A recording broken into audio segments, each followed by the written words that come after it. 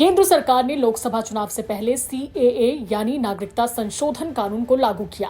इससे पाकिस्तान, अफगानिस्तान और बांग्लादेश से आने वाले गैर मुस्लिम शरणार्थियों को भारत की नागरिकता देने का रास्ता साफ हो गया है। ये कदम इस विवादास्पद कानून पारित होने के 4 साल बाद उठाया गया।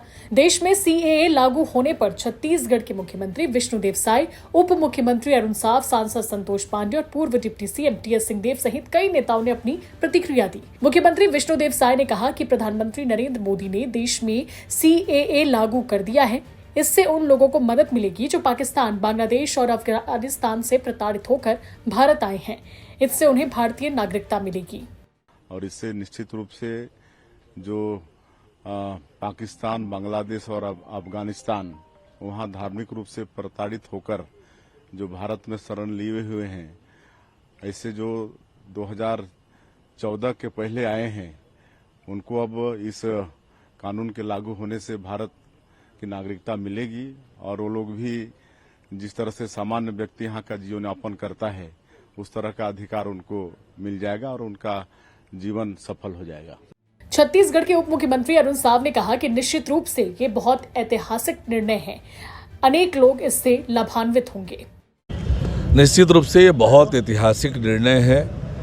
लोकसभा से कानून पारित हुआ था और अनेक लोग इससे लाभान्वित होंगे। ये बहुत ऐतिहासिक कदम है।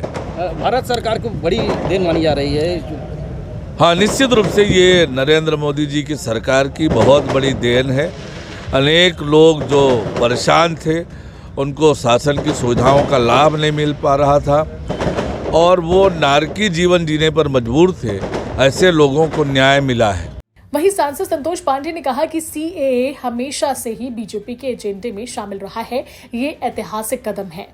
भारतीय जनता पार्टी जिस प्रकार से आप प्रश्न पूछ रहे हैं कि करने वाली है, इससे बढ़कर के खुशी कुछ नहीं हो सकता हिंदुस्तान के लिए।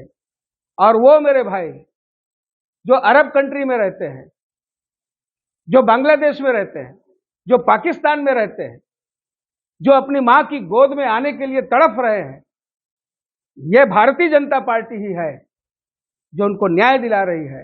जबकि पूर्व डिप्टी CM TS सिंहदेव ने इसे लेकर बीजेपी पर निशाना साधा। कांग्रेस नेता ने कहा कि ये ऐसे मुद्दे हैं जिन पर पूरे देश को चर्चा करनी चाहिए थी और फिर निर्णय लेना चाहिए था।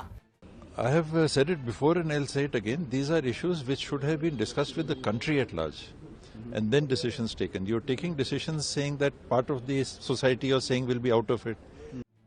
मोदी सरकार अब 3 देशों के सताए हुए गैर मुस्लिम प्रवासियों हिंदू, सिख, जैन, बौद्ध, पारसी और ईसाई को भारतीय राष्ट्रीयता प्रदान करना शुरू कर देगी। लोकसभा चुनाव से ठीक पहले CAA लागू करने को भी सियासी समीकरण से जोड़कर देखा जा रहा है। ऐसे में इसका नफा नुकसान तो आने वाला समय ही बता पाएगा। ब्यूरो रिपोर्ट, छत्तीसगढ़ तक।